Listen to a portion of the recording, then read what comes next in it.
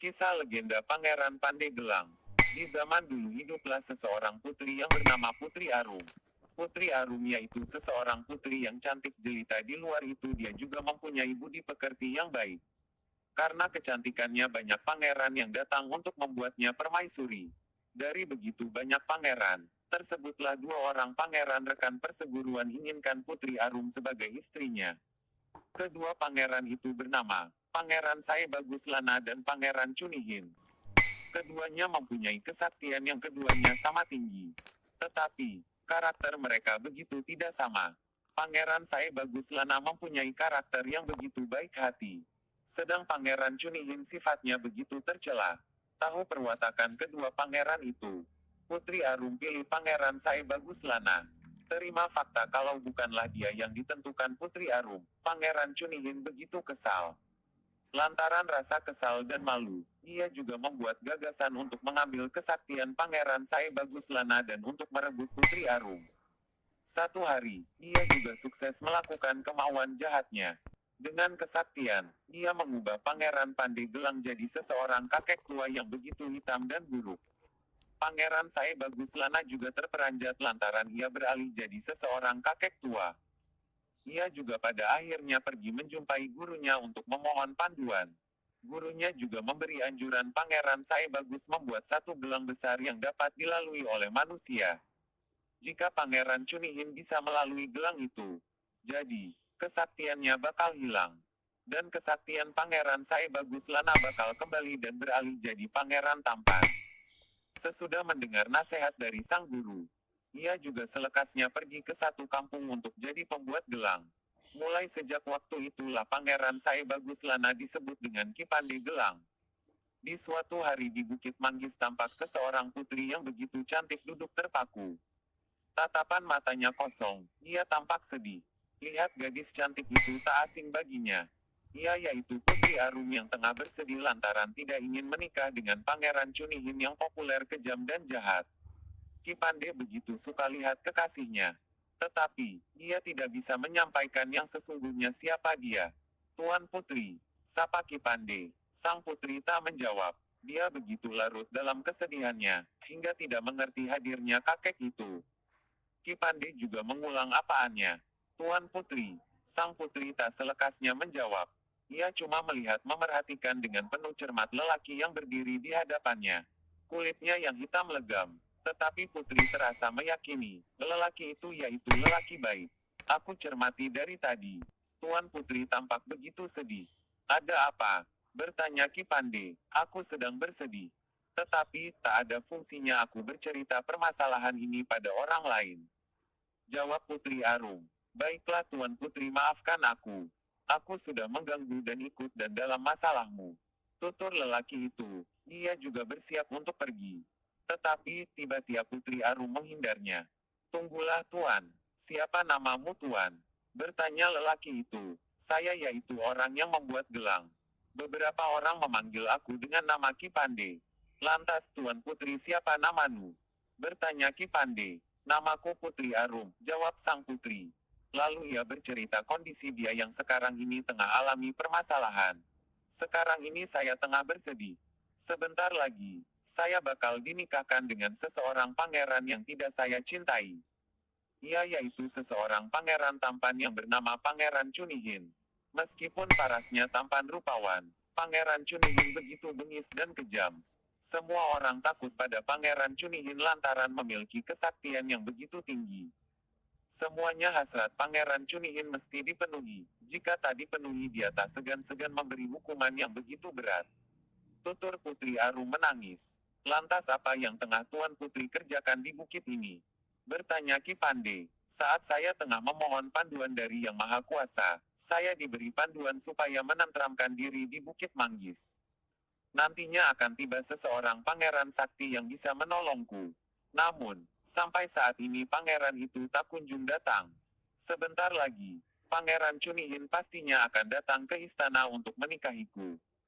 Jawab Putri Arum menyeka air matanya. Ki Pande dengarkan cerita Putri Arum dengan cermat, dia mengangguk-angguk sinyal memahami dengan kondisi yang menempa sang putri.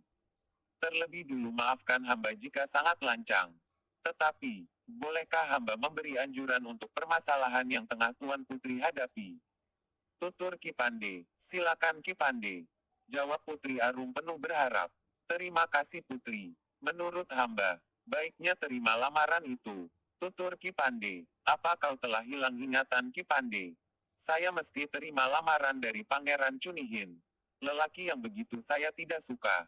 Tak Ki Pande. Saya tidak ingin dipersunting olehnya. Saya tidak ingin jadi istri seseorang pangeran yang jahat.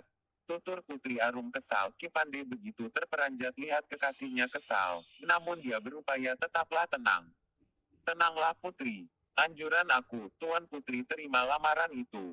Tetapi, kemukakan satu kriteria. Prasyaratnya yaitu Pangeran Cunihin mesti melubangi batu keramat agar dapat dilewati manusia. Katakan saja padanya jika batu keramat itu bakal kalian pakai untuk berbulan madu. Batu itu mesti dikerjakan kurun waktu 3 hari dan ditempatkan di pesisir pantai. Tutur Ki Pande menerangkan, bukankah prasyarat itu begitu gampang dikerjakan oleh Pangeran Cunihin? Bertanya sang putri, tapi tak semua orang ingin mengerjakannya. Sebab dengan melubangi batu keramat, setengah dari kekuatan orang itu bakal hilang. Sesudah kesaktian Pangeran Cunihin hilang, hamba yang bakal meneruskan gagasan ini. Ki Pande menjawab kekhawatiran sang putri. Mendengar keterangan dari Ki Pande, Putri Tarum juga pada akhirnya menyepakati anjuran yang didapatkan itu. Ki Pande mengajak Putri Arum ke rumahnya. Rumah Ki Pande begitu jauh. Perlu saat yang cukup lama untuk hingga ke sana. Putri Arum yang tidak umum jalan jauh, terlihat begitu kelelahan. Telah nyaris setengah hari. Mereka belum juga hingga. Pas saat hingga di desa rumah Ki Pande, Putri Arum jatuh pingsan di atas satu batu cadas. Beberapa masyarakat menolong Ki Pande membantu Putri Arum. Ki Pande membawa Putri Arum ke tempat tinggal salah seseorang masyarakat dan merawatnya dengan penuh kasih sayang. Salah seseorang sesepuh kampung menyampaikan kalau Putri Arum dapat selekasnya sembuh jika minum air gunung yang memancar lewat batu cadas. Sebagian masyarakat segera mencari sumber air itu. Sebentar, keajaiban juga berlangsung. Sesudah meminum air yang datang dari batu cadas, Putri Arum segera sadarkan diri. Sesudah peristiwa itu, ia dikenal sebagai Putri Cadasari. Ki Pande juga mulai repot membuat satu gelang yang begitu besar dipakai untuk menghancurkan kesaktian Pangeran Cunihin. Gelang itu bakal dibuat sebesar batu keramat. Jika Pangeran Cunihin hingga melewatinya, jadi, semua kesaktiannya bakal hilang dalam waktu relatif cepat.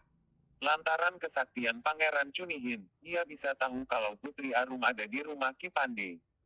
Pangeran Cunihin juga selekasnya menjumpai Putri Arum untuk jadikan istrinya. Pada akhirnya, yang di beberapa tunggulah sudah tiba. Putri Cadasari atau Putri Arum ajukan kriterianya pada Pangeran Cunihin. Dengan kesombongannya pangeran menyanggupi kriteria itu. Dengan kesaktiannya, belum 3 hari, Pangeran Cunihin bisa merampungkan batu keramat itu. Putri Cadasari juga mulai gelisah. Pangeran Cunihin dengan begitu gampang merampungkannya.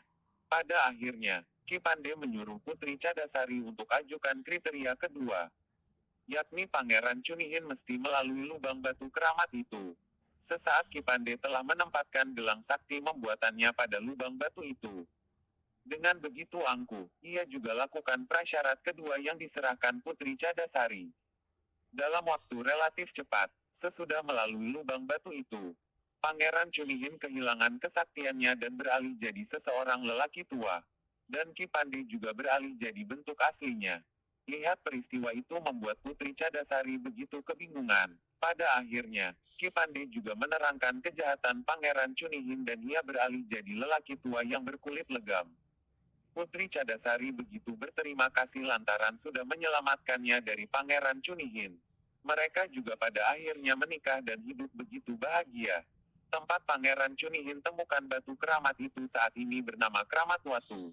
Dan batu keramat yang sudah berlubang itu diberi nama Karangbolong. Tempat mengambil batu keramat itu lalu dikenal dengan Kampung Kramatu. Dan batu besar berlubang di pesisir pantai saat ini dikenal dengan nama Karangbolong.